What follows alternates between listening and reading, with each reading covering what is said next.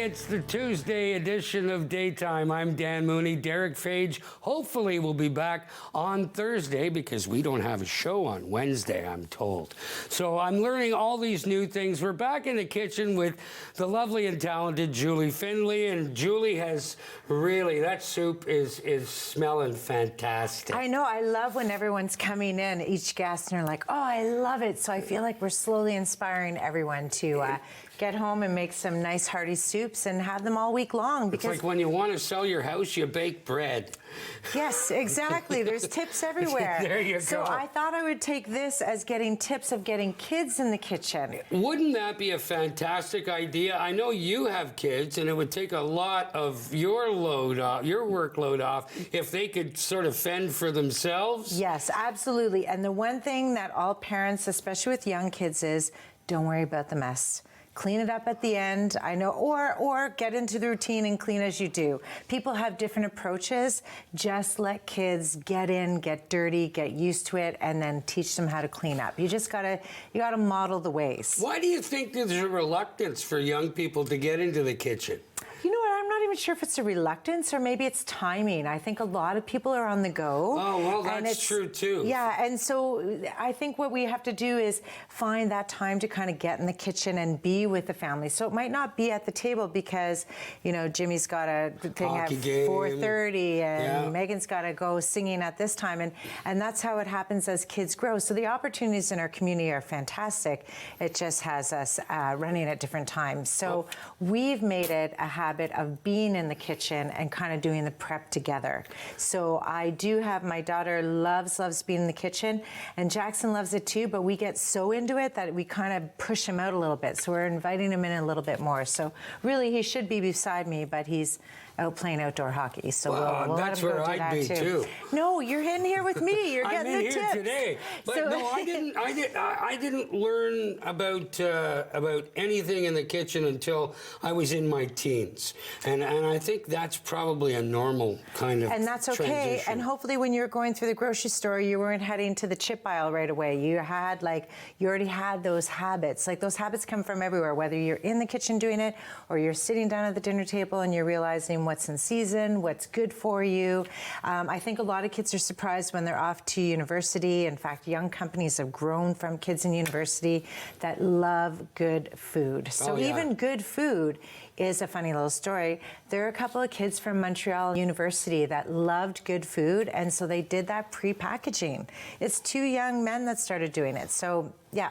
So first things first, I'm holding this clipboard pretending I'm in charge. But the idea is get the recipe out. Right. So if the recipe is online and you want to print it out, it's that idea of following a recipe. So there's all of these learning opportunities for kids that you have no idea that they're learning because they're not in the classroom. So it's almost like outside the classroom. So we did the two recipes today, and I mean, I've already made marks on them. And what we got from that was our lovely turkey pasta soup, and that's already made here. And we did the brie, parsnip, and apple, which you quite loved, and it made a ton.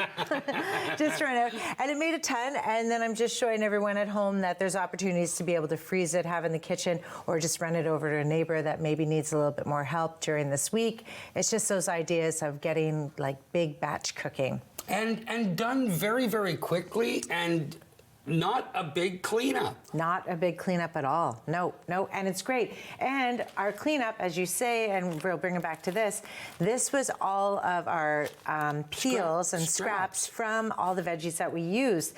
So I just want to show everyone, like when you do it, this obviously I made double, so because I made some soup for you, I made some for the neighbors, so there's quite a bit in here. But the idea is this bag could be in the freezer and just keep it loaded until you're ready to make a stock. When you are ready to make a stock, you're literally just going to pour it all in here. It even looks colorful. It's lovely. And you're going to fill it with water. I probably didn't even bring enough water, but you're going to put water in and you're going to bring it to a boil for about a half an hour. Or you're going to bring it to a boil and then you're turning it into a simmer for half an hour, and then you're going to drain it, and that's going to be your stock. Would you have to run that through a sieve? You're going to put it in, yeah, you're going to make sure all of the scraps don't go in, and it's just liquid at the end. Right. So that's one tip of how to make use of everything in the kitchen. Save you buying a $3 box of vegetable broth at the supermarket Absolutely, the prices, and I mean, the other thing too is you can make so many different uses of all your local produce and make sure that there's no waste and things like that. But the local grocers are trying to do the best they can. At least people in there are telling you what's on sale, what's not. Another great place to do it is foodlandontario.ca will tell you what's there. But what's great is go to your local markets. We still have a few in Ottawa that are open. You've got Lansdowne. Make a trip down there. Go talk to your the local growers.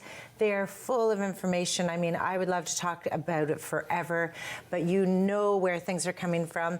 A couple of fun tips: carrots, which you can eat all year long. In 2018. They had close to 400 million pounds of carrots. Most of our carrots are actually grown in North Toronto, near Bradford. Okay. So up to 400 millions, which equals the amount of concrete that they use for the CN Tower.